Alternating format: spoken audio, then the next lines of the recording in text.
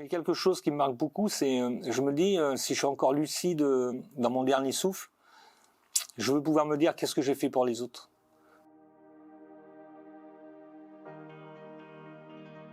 Je m'appelle Denis Lavaux, je vais avoir 60 ans, fondateur de l'entreprise L'Angélis, donc j'ai démarré il y a 27 ans avec un petit chariot. Aujourd'hui, c'est 61 personnes dans l'entreprise et je suis aussi président d'un club de football parce que la vie extérieure et associative me tient particulièrement à cœur. Pourquoi pas non, je suis devenu glacier parce que tout petit, il y avait un Italien à côté de chez ma grand-mère qui faisait des glaces. Et comme mes parents n'avaient pas d'argent, ben, j'allais couper des fraises et des citrons, ils m'offraient une glace et je suis tombé dedans tout petit. Mais j'ai fait tous les concours qui existent, la police, EDF, la SNCF, j'ai jamais été pris en échec scolaire et j'ai été faire l'école de laiterie de Surgères. National, donc là j'ai eu un BEP de laiterie, donc transformateur du lait pour être fromager beurrier. Et puis j'ai eu une grande expérience, c'est que je suis rentré au centre de recherche mondial Nestlé, où là j'ai nettoyé les machines et j'ai fait vite des cours parce que j'avais pas trop de diplôme. Et il y avait une partie crème glacée, c'était mes amours de mon enfance et je suis revenu là-dessus. Et après j'ai toujours voulu créer mon entreprise depuis l'âge de 13 ans. J'avais dit que je ferais jamais d'agroalimentaire parce que les problèmes bactériologiques c'était un vrai souci pour moi. Et en fin de compte, j'ai été quand même dans les glaces parce que c'était ma passion. C'est pas la quantité qui fait le bon glacier, c'est la qualité, c'est les ingrédients qu'on va mettre, on va incorporer. Alors nous, il n'y a pas d'âge de rhum, pas de colorant, pas de conservateur, pas de gluten dans les sorbets, enfin je peux en réciter pas mal. C'est surtout pour nous d'avoir un produit accessible et de très haute qualité. Pourquoi? Parce que je suis un fils d'ouvrier et mon papa était CGT. Donc j'ai toujours voulu donner le meilleur pour tout le monde et que tout le monde puisse payer des bons produits parce que je veux pas que ça soit pour l'élite. Le savoir-faire, c'est vraiment ce qui nous distingue, la qualité de nos produits, puisqu'on est dans des proportions de 60-70% de fruits, on met des gousses entières, on vient d'acheter 3 tonnes notamment, donc ça coûte très très cher. Mais on sait qu'à un moment donné de notre vie de développement de l'entreprise, on ne pourra plus produire avec des évolutions comme on a, puisqu'on ne trouvera pas les matières premières. Donc c'est vraiment un sujet pour les années à venir de toujours maintenir cette qualité.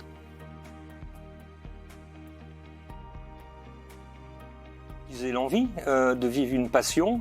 La passion va avec des émotions, mais va aussi des émotions fortes et basses, puisque une entreprise c'est comme un être humain, il peut attraper une grippe, le cancer, et voilà, c'est la vie d'une entreprise, c'est jamais linéaire.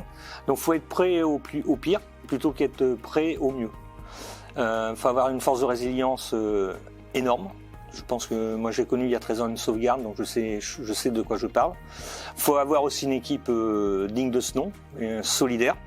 Alors moi j'ai fait le commando de marine, donc je suis un peu dans ma manière de manager mes équipes, c'est un peu ça, c'est tous ensemble, on part tous ensemble, on revient tous ensemble, donc il faut être un super manager. Nous on n'a pas de départ chez nous, donc c'est vraiment un signe, les gens sont bien, et on fait tout pour qu'ils restent, donc l'équipe doit être extraordinaire. Puis quand on démarre, en fin de compte, moi ma particularité c'est que quand je démarrais, j'avais rien. Donc j'avais rien à perdre. Après je vois des gens qui ont fait les grandes études, ils regardent ce qu'ils vont perdre, donc ils osent pas. Donc en fin de compte, faut pas regarder ce qu'on va perdre, faut regarder ce qu'on peut gagner. Parce que si on regarde ce qu'on va perdre, on démarrera jamais. On sélectionne comme les matières premières les meilleures. Parce que sans avoir les meilleurs autour de nous, chef d'entreprise, c'est plein de métiers. Donc on essaye d'être autant avec le personnel, d'être très bien entouré, mais aussi les services extérieurs. Donc il faut un super commissaire aux comptes, il faut un super comptable, il faut vraiment des partenaires assurances, tout ce qui se passe, avocat, qui soit à la hauteur de. Et puis je pense que c'est au fil des années qu'on commence à se comprendre. Moi je veux pas avoir des gens à l'extérieur qui viennent travailler pour nous, qui ne nous connaissent pas, qui n'aient pas la même passion que nous.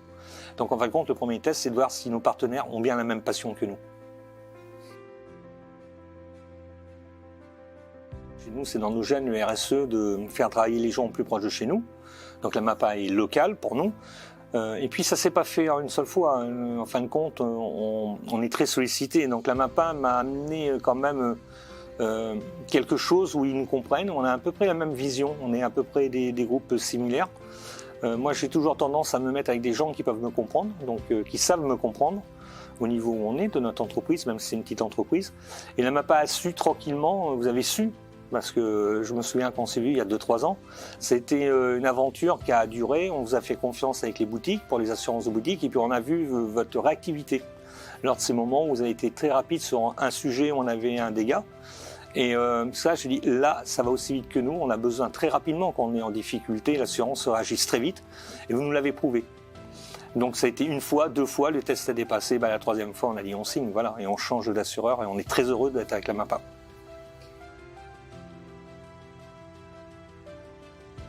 Je dirais que je ne le vois pas tous les jours. Mais ce qui est important pour moi, c'est quand je l'appelle, il répond tout de suite. Et il est capable de se déplacer en 1 semaine, d'être là très rapidement. Et je pense que si c'est beaucoup plus grave, ce qui peut nous arriver, la MAPA sera là tout de suite. C'est la réactivité, moi, qui m'intéresse. C'est bien de couvrir. Après, combien on va être remboursé, c'est une chose. Mais quand les gens réagissent très vite, on sait que on va pouvoir reprendre très vite. Et ça, c'est très important.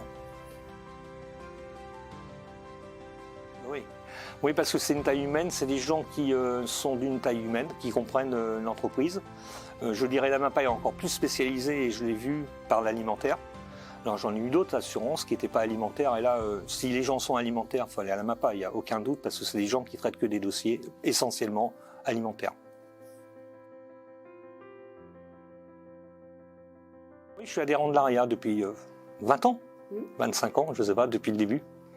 C'est plutôt mes équipes qui y vont parce que moi j'ai plus le temps ou je prends pas le temps parce que je suis très sollicité dans ma fonction et extérieure aussi avec le football, enfin l'associatif.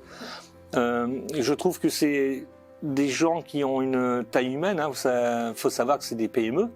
Hein, c'est pas des grands groupes, donc c'est des gens qui ont leur boîte. C'est des gens qui vivent leur vie et leur entreprise, c'est leur vie. Donc il y a une passion. C'est pas comme je dirais, comme les grands groupes où les PDG, c'est même pas leur boîte. Là, on vit vraiment avec des gens qui se lèvent tous les matins pour leurs employés, pour leur boîte, pour leurs produits. Alors moi, j'ai une particularité, c'est qu'il y a ceux qui voient le verre à moitié vide ou à moitié plein. Moi, j'ai toujours vu déborder. Donc, je suis un hyper optimiste. Je pense que j'aurais pas fait ce que j'ai fait si j'avais pas été optimiste. Le monde va changer. On va vivre d'autres choses. Il y aura du bon et du mauvais. On manque pas de matières premières. C'est le coût des matières premières qui coûte très cher, mais on peut trouver de tout. Il y a des tensions, il y a des gens qui jouent, qui spéculent, parce qu'il y a encore des financiers dans le monde des matières premières. Tant qu'il y aura des financiers qui essaieront de se faire de l'argent avec un bateau de blé qui va en Afrique et qui est vendu 4 fois le long du voyage, on n'y arrivera pas. Ma fonction, moi, c'est d'écrire demain et donner les moyens humains et financiers pour arriver à ce que j'ai écrit et pensé, et je contrôle tous les jours ce que je dis hier. Est-ce que c'est bien dans les clous? Maintenant, je suis en train de prendre du recul parce que j'ai mes filles qui sont je suis en train de transmettre alors, dans les 4-5 ans. Donc maintenant, c'est mes filles, Angélique qui est DG des boutiques de glace de Célestine et Sarah qui est directrice générale de l'Angélis. Donc moi, je suis le papa qui leur amène mon savoir, et puis eux, ils m'apportent aussi, mes 2 filles m'apportent des réflexions que je n'avais pas parce qu'elles sont jeunes, elles voient le monde autrement. Je vois hier encore Angélique qui se battait à vouloir que je valide des glaces très gourmandes. Moi, je veux moins de sucre, elle veut mettre beaucoup de sauce, beaucoup de caramel, donc voilà, on est des conflits de génération. Et puis après, on a des équipes où, par un service, donc on a financier, on a marketing, il y a plein de métiers. Et les gens, de temps en temps, ils disent non, je veux pas aller faire des glaces. Mais un glacier, il n'y a pas que des glaces, il y a de la logistique, il y a des finances, il y a du marketing, il y a de la qualité, il y a plein de métiers. Et en fin de compte, le management se fait en descendant, mais aussi transversal. Voilà. Donc mon bureau est toujours ouvert, je reçois tout le monde, quoi qu'il arrive. C'est un management pas paternaliste, hein, je mets pas des fessées et je mets des bons points. Chacun, je dirais, quand je vois comment ils s'expriment, quand ils parlent à des gens, c'est leur entreprise, quoi. C'est très, j'en reviens pas d'ailleurs qu'ils parlent comme si c'était eux les patrons. Et là, c'est la plus belle réussite, c'est que quand vous transmettez votre envie, votre savoir, et les jeunes reprennent en main, parce que la moyenne d'âge c'est 32 ans, hein.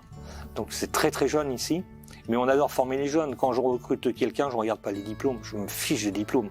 Je regarde 3 choses, ce qu'on cherche ici, c'est la bienveillance, l'agilité et la curiosité. Une fois que quelqu'un a ça, il peut avoir des diplômes ou pas de diplômes, on va recruter tout de suite.